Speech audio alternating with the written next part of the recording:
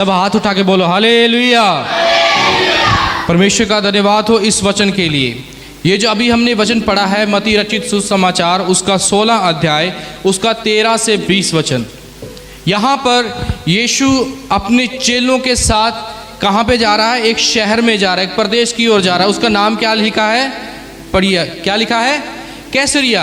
इससे पहले अगर आप पिछले वाले अध्यायों में देखेंगे कि कैसे प्रभु यीशु मसीह ने 4000 लोगों को खाना खिलाया, कई रोगियों को चंगा किया और कई सारे काम करके एक शहर से ख़त्म करके दूसरे शहर में जा रहा है।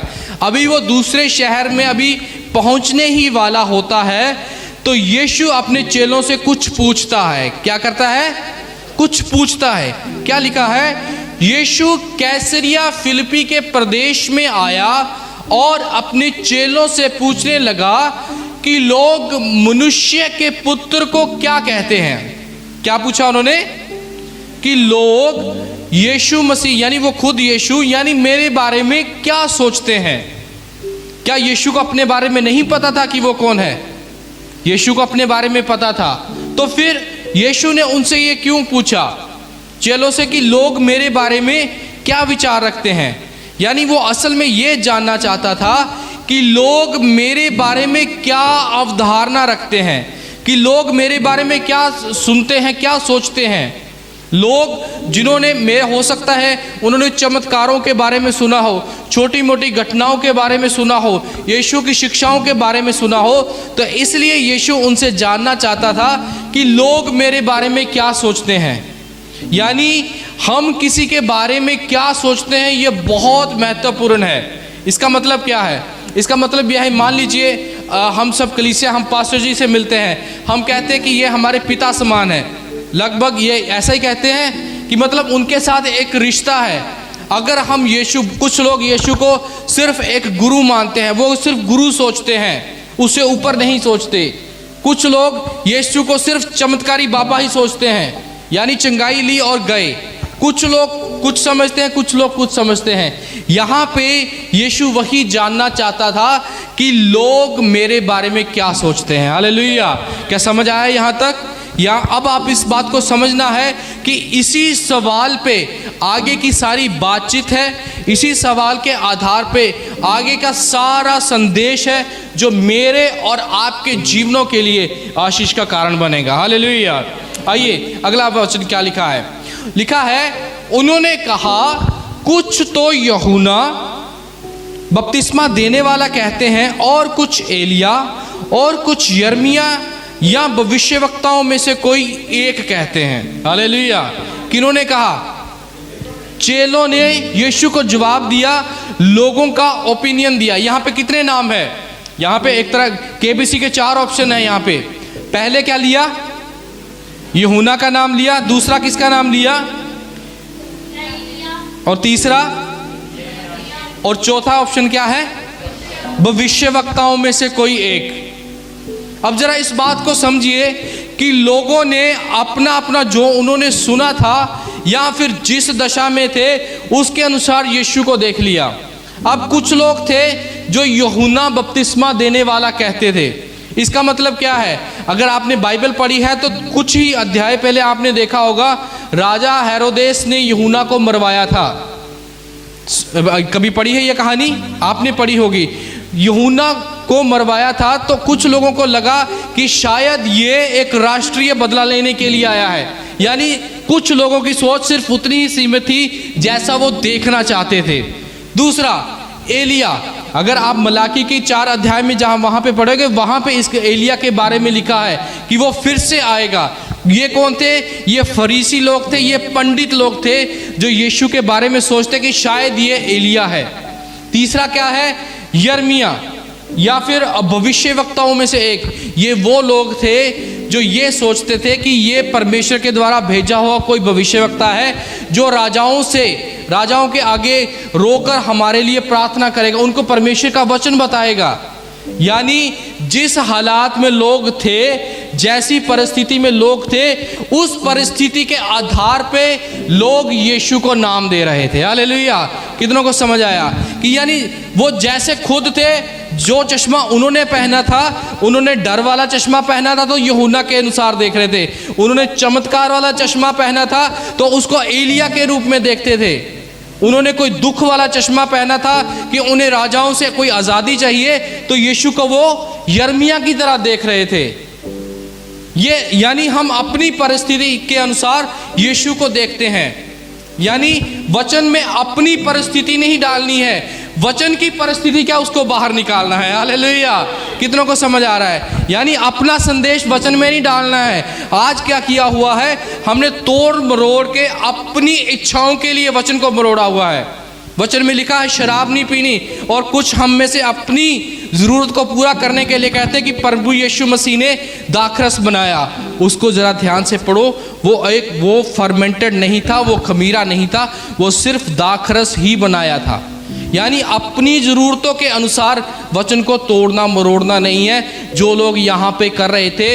यीशु को अलग अलग नाम दे रहे थे। हालेलुया। आइए हम अगला पढ़ेंगे। 15वें वचन में क्या लिखा है? 15वें वचन में लिखा है, उसने उनसे कहा, परंतु तुम मुझे क्या कहते हो? हालेलुया। यानी अब यीशु ने यहाँ पे छोड़ा, चलो छोड़ो अब लोगों की क्या कहते हैं, तुम मुझे क्या कहते हो।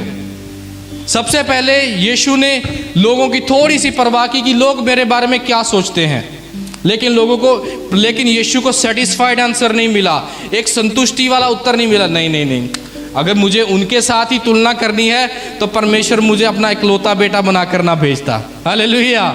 इसका मतलब यह है कि प्रभु यीशु मसीह को पता था कि अभी भी कोई कुछ बाकी है जो रह गया है।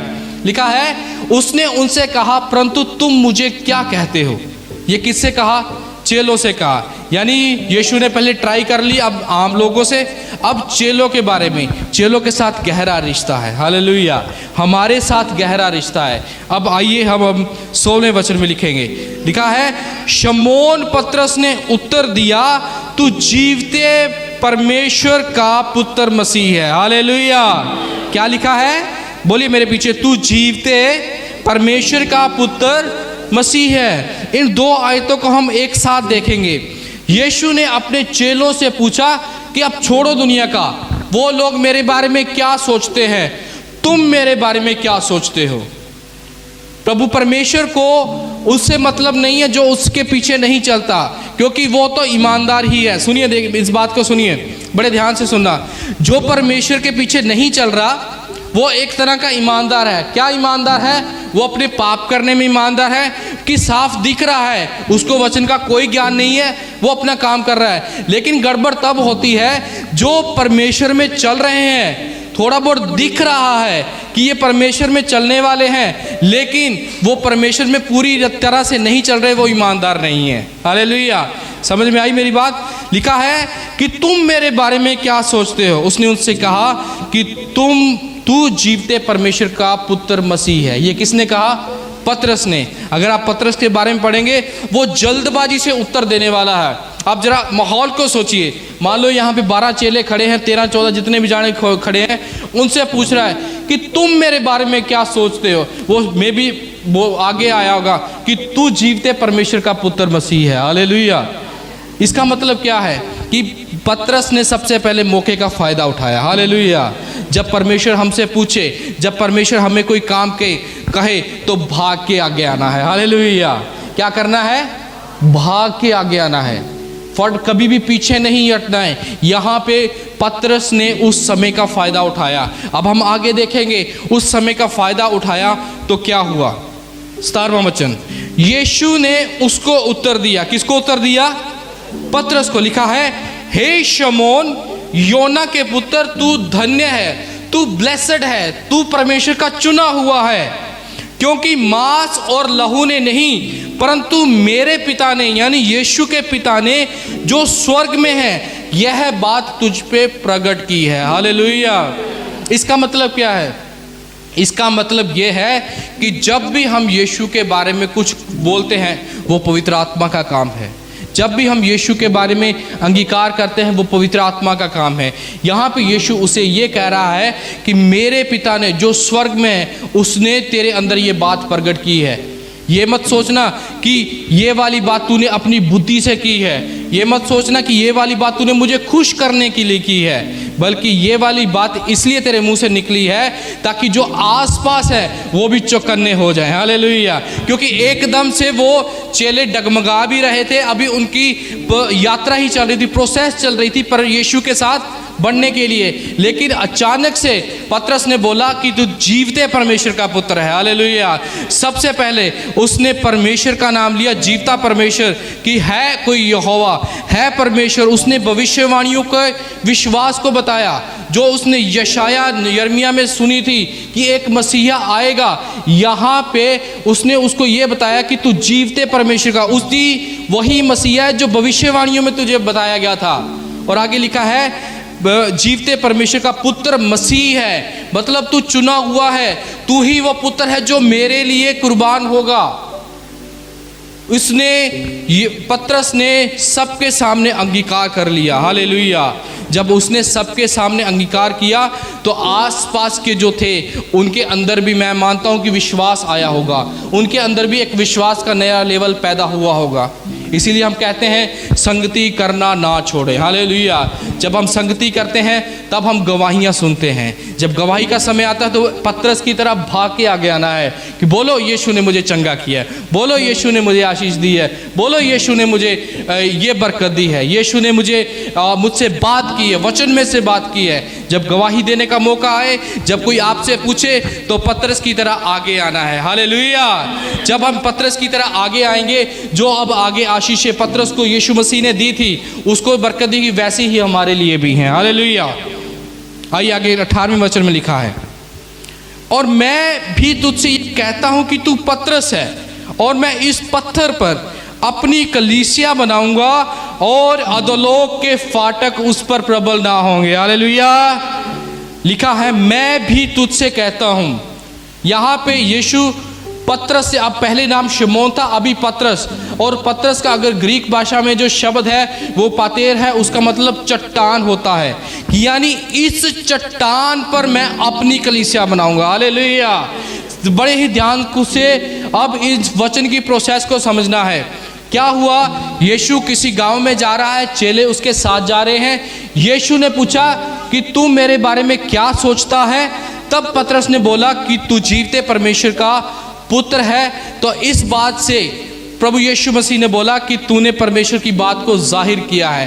अब जब पतरस ने परमेश्वर की बात को रखा, परमेश्वर की बात को सबके सामने बोला, तो यीशु ने उसे एक चट्टान का नाम दिया। हालेलुया। जब हम यीशु का नाम लेंगे, जब हम परमेश्वर का नाम लेंगे, तब भी वो हमें चट्टान बनाएगा। हालेलुया। हम डगमगाएंगे नहीं, हम टलेंगे नहीं, हमें कोई उखाड़ नहीं सकेगा। जैसे यहाँ पे यीशु ने पतरस को आशीष दी। भजन संहिता में लिखा है कि जो कोई यहोवा पर भरोसा रखता है वह गिरेगा नहीं, वह डगमगाएगा नहीं। यहाँ पर वही हो रहा है। यहाँ पे पतरस शमौन ने सबके सामने बोला कि ये जीवते परमेश्वर का पुत्र मसीह है। हालेलुया। तो यीशु ने इसके एवज में उसको क्या बोला कि तू अब चट्टान है। आज से इसके बाद इसी पर मैं कलीसिया, यानी कलीसिया बनाएगा यीशु, लेकिन हमें काम देगा। हमें क्या करना है? हमें उसके वचन का अंगीकार करना है ताकि हम मजबूत बन सके। हालेलुया। ताकि हम डगमगाए ना। और आगे लिखा है मैं इस पत्थर पर अपनी कलीसिया बनाऊंगा और अधोलोक के फाटक उस पर प्रबल ना होंगे। हालेलुया। वो कलीसिया भी बनाएगा और उसकी रखवाली करने का अधिकार भी देगा। हालेलुया। मतलब ये कि वो अपने मसा के द्वारा हमें अनॉइंट करेगा, हमें बरकत देगा, हमें संभालेगा, हमें ये एक ऐसी जगह पे खड़ा करेगा जहां पे हमारे पास अधिकार होंगे।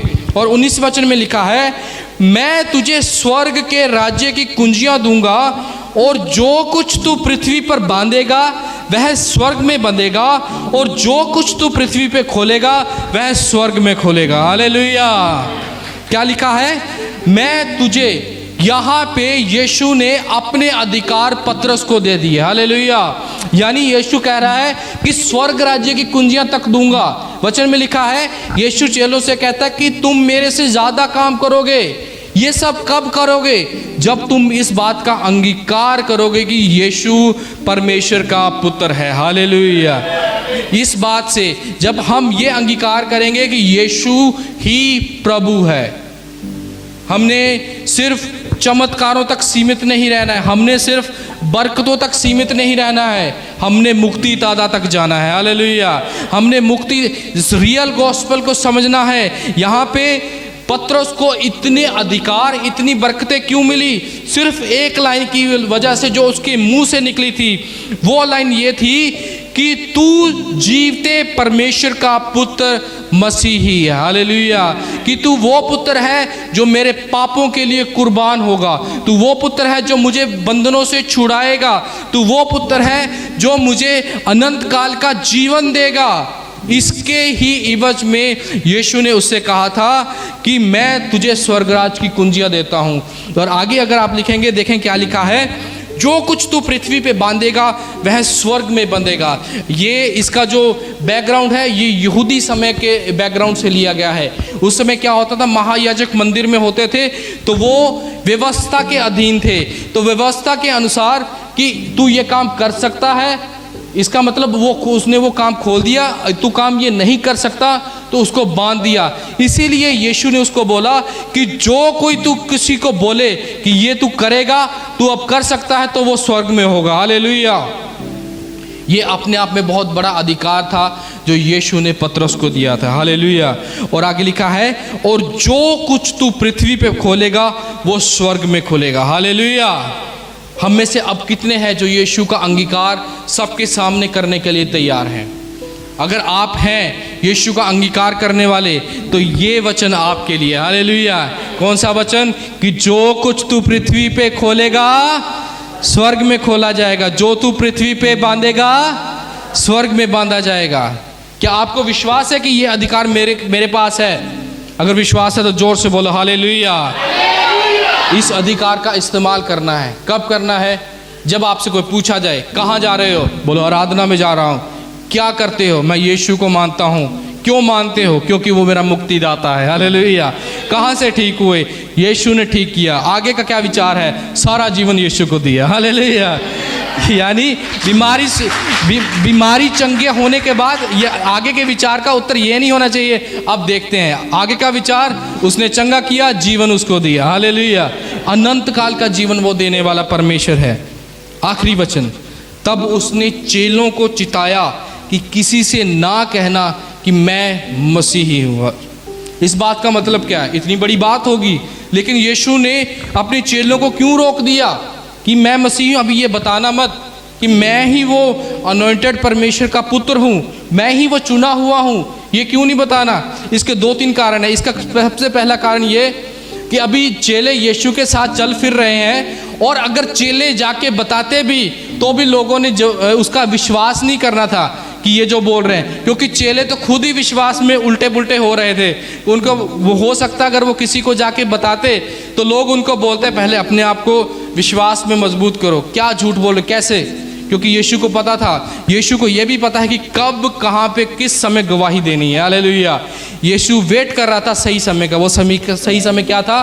वो चाह रहा था कि परमेश्वर का वचन पूरा हो कि मैं क्रूस पर कुर्बान हूँ और मैं जी उठूँ, ताकि उसके बाद तब्दीली आए। हालेलुया। मसीहियत यीशु के मरने से शुरू नहीं हुई, मसीहियत यीशु के जी उठने से शुरू हुई। हालेलुया।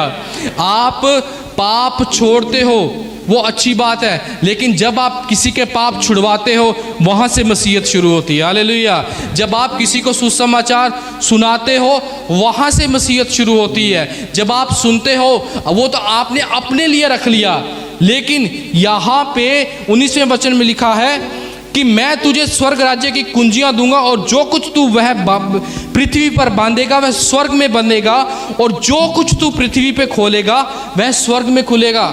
ये कुंजियां प्रभु यीशु मसीह ने उसको अपने लिए दी थी। ये अधिकार अपने लिए दिया था? नहीं, दूसरों के लिए दिया था। हालेलुया। ये अब आपको इसको समझ आएगा। ये वही पतरस है जो आगे जाकर 3000 लोगों को प्रचार करता है। हालेलुया। आगे जाकर परमेश्वर के बड़े बड़े काम करता है। आगे जाके वो एक बड़ा प्रभु का दास बनता है। कब बनता है? इस वचन के अनुसार, जब उन्होंने देखा कि यीशु मुर्दों में से जी उठ गया। हालेलुया। जब उन्होंने जीता जागता वचन जो उन्होंने भविष्यवक्ताओं की किताबों में पढ़ा था, उनको देख लिया कि वो जिंदा हो गया है, एकदम से तब्दीली आई। और इन्होंने बड़े बड़े काम किए। हालेलुया। कितनों को समझ आया आज का वचन कि सबसे पहले अंगीकार करना है सबके सामने कि मैं यीशु के पीछे चलता हूँ, मैं यीशु के वचन को पढ़ता हूँ, मैं बाइबल हाथ में रखता हूँ, मैं बाइबल को पढ़ता हूँ। जब हम इस तरह का विश्वास रखेंगे तो परमेश्वर हमें बरकत देगा, हमें भी वो मजबूत चट्टान बनाएगा, ऐसे पतरस की तरह। ये आज भी वही परमेश्वर है जिस परमेश्वर पे पतरस विश्वास करता था। ये वही यीशु है जिसके द्वारा हम चंगे होते हैं। पतरस ने बोला कि तू जीवते परमेश्वर का पुत्र मसीह है। हालेलुया। उसके लिए अभी कुर्बान होना था, अभी वो उसने सूली पे चढ़ना था। उसने तब बोला, उसको इतनी आशीषें बोली। हमारे लिए तो कुर्बान हो गया। हालेलुया। हमें तो बंधनों से छुड़ा दिया, हमें नया जीवन दे दिया, तो हमें क्यों ना बनाएगा। हालेलुया। कितनों को समझ आया? इस वचन के अनुसार हमने आगे बढ़ना है। अभी थोड़े समय में हमने प्रभु भोज में शामिल होना है। प्रभु भोज में शामिल होने का मतलब क्या है कि जो कुछ उसने हमें बरकतें दी हैं उसको अपने जीवन में लेना है।